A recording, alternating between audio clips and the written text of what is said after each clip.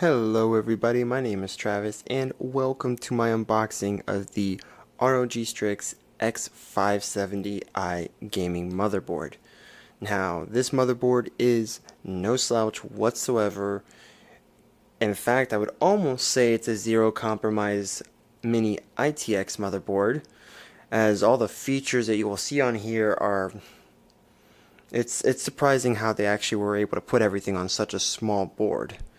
For the mini ITX motherboard standard, this is a 6.7 inch by 6.7 inch, so very small, but as I mentioned before, there's a lot jam-packed into it, and I'll show you guys that in just a moment. Let me go ahead and take the motherboard out. Alright, so here it is, the creme de la creme, I guess. We're gonna have you guys zoom on in to look. And here's what we have. So we got a board that's jam-packed with features, jam-packed with random I/O, like various I/O ports, including display ports 1.4 and HDMI 2.0, which, if you look right here, along with that beefy backplate here. If you look right here, you got your display port, HDMI, we have our 1, 2, 3, 4, 5, 6, 7, 8 USB 3. Now, 1, 2, 3, I believe are the Gen 2, so that's 3.2 Gen 2, and these are the 3.2 Gen 1s. Since they're Generation 3, you're still going to get really good performance from USB, so that thumb drives, anything like that won't be a worry.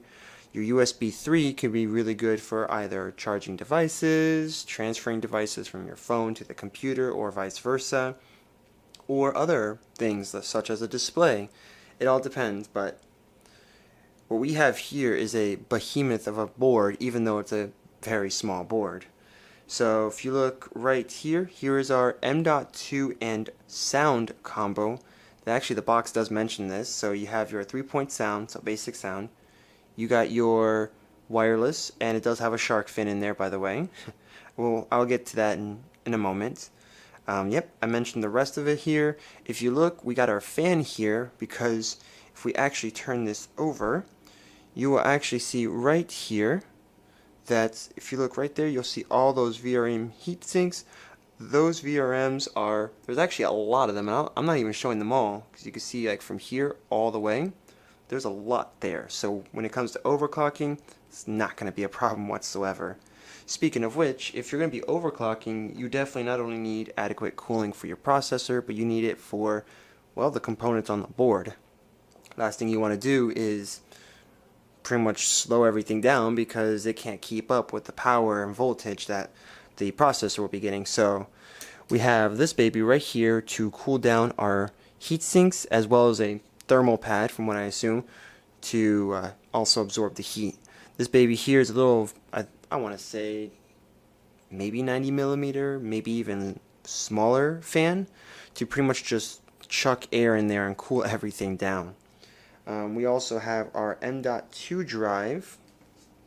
So here is our, yep, right there. So if you look right here next to this PCIe slot, right here, this is our M.2 heatsink.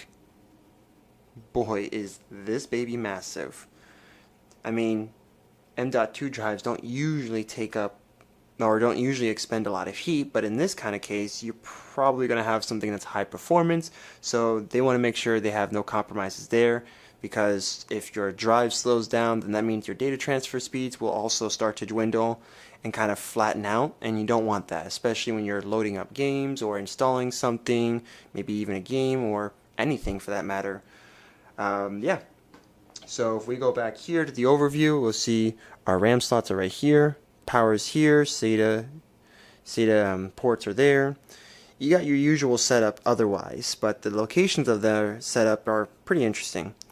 Your PCIe slot, since this is a mini ITX board, the graphics card will be kind of like going butt up against here, so you want to make sure that the case you'll be putting this in will be able to not only, hold this comfortably, especially if you use either a tall air cooler or even an AIO, you want to make sure that that also passes as well as the graphics card. Here are the accessories in here, so we're going to go ahead and just remove this. And I might not know everything that's in here, but as we go ahead and install the motherboard into the case during the upgrade, I will soon find out what they might be. So bear in mind, there are some parts in here I probably don't know. Just if you need to, in the comment section, kind of remind me or let me know what they are. So that way, you know, so I can learn from you guys as well. Because I know there's a lot of you guys out there that are more educated than I am in this area. So let's go ahead and do what we got to do. So the shark fin I mentioned is right here. This will be for your, or I could be completely wrong. Nope, yes, this is it. Cool. Yeah, so this is our shark fin, as I like to call it. So this is dealing with the Wi-Fi. So it's your little antenna. So that way you can get a connection and be able to, you know, game and download stuff at a decent speed, better than snail's pace. So you got that. Of course, when you're going to be paying money for this, you're going to be getting an I/O shield, and you're not just going to get a normal dingy I/O shield. You're going to get one that's nice and tailored to the brand, and it'll also be insulated, so that way you don't have to worry about ports short-circuiting or anything like that. Even though motherboards nowadays have a much better, I guess, protection to ESD than they did before, but you know, can't be too sure or can't be too safe. This here, before we go, so this is our extra standoff. I don't know if you guys can see this. Probably can't. There we go. So this is our extra standoff and screw, just in case, you know, if your case was missing that, you can put it on here. Of course, with anything, they were even generous enough to give us zip ties. I mean, if you're paying the money that I paid for this, you might as well have the luxury of having zip ties. Alright, so this is our SATA cable. So this is our SATA data cable. And we got our right angle connector right there, as well as our straight. I would say maybe this is like 3 or 6 gigabit per second. It's probably 6 gigabytes per second, so SATA 3. And yeah, I mean, it's really good if you have like mechanical drives, either like Barracuda or Western Digital, or I mean anything at this point. Even like an old hard drive that you probably have from like an old system. Lord knows I have quite a few of them.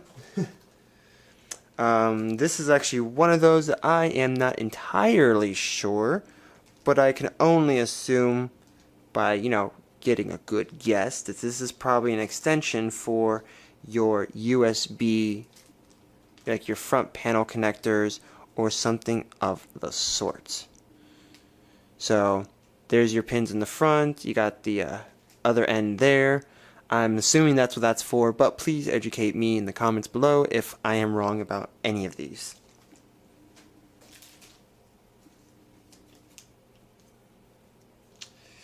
Again, oops, sorry guys. Focus, there we go. Sometimes you just gotta talk to it. So here's another one of those standoffs. This one's a little unique, so I'm not quite sure what this one is, but you know, I would find out once we get to actually installing this motherboard. Maybe I might not ever use this, maybe I will. I think that's another standoff, but for another type of system. Not sure. So here is our RGB. So this is our RGB that will connect to a fan, I guess, extension. As you can see, the connector here is 3-pin. And if you look at the other end here, this too is also 3-pin, but unlike your typical PWM or 3-pronged or 3-pin connector, these are separated in the middle, and that's usually for the RG and B.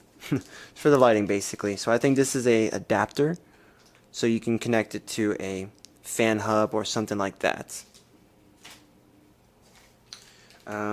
This here is a good question because I actually can't see it since it's all wrapped up in bubble wrap, and I can only assume that this is probably an extension of some kind or adapter. Oh wait, maybe I can get it. Maybe I can get it, guys. Yeah, I think that's what that might be. I can't quite get it, so well, We'll find out. Of course, with any type of ROG build, it would not be an ROG unboxing without the thank you letter from Republic of Gamers, as well as all of the swag you can have on your computer. I mean, why not, right? If you're going to be paying this kind of money, you best be rocking out. Of course, with all of these motherboard builds or motherboard boxes, I don't know why they do this, but they always include a driver's manual. But in my honest opinion, just go online and download the drivers yourself. It has everything pretty much. The only reason why you would need this is if you have an optical drive, and let's say you don't have access to the internet. This will at least ensure that you get the basic drivers for the motherboard. So, I mean, if you have an optical drive, use it, but if you don't, then just get it from the internet, for the manufacturer's site. Something that's really cool is that you also get one of these, which is pretty much from Cable Mods. I'm actually thinking about, well, I'm thinking about using this, but this is for something else. But they give you a little coupon here, 20% off for Cable Mods. So those are custom cables that you can have designed and sent to you if you're into like maybe a one color design or a specific type of design. So that's what really help. Of course, the manual itself, because the manual is actually super helpful in a lot of situations, especially if you're new to building PCs. I would definitely suggest keeping this with you and reading this if you're not sure.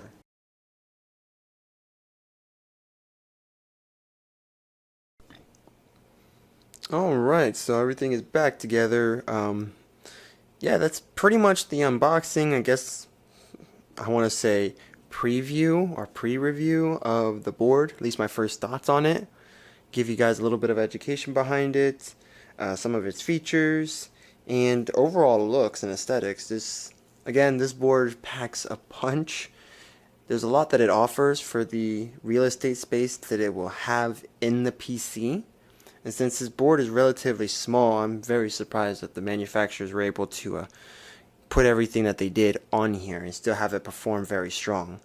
But if you liked this video, then put a thumbs up on it if you liked it. You can put a thumbs down if you didn't like it. I mean, I'm not going to get offended or hurt by it, so just let me know what you guys think. And if you want me to do more videos like this, definitely subscribe to my channel so that way I can, you guys can be informed and I can do more of these. And just let me know what you guys want me to do. Like, what kind of videos do you guys want me to have? Do you want me to do more of these? Or do you guys want me to do like builds or anything like that? Just let me know. And yeah, thoughts in the comments below.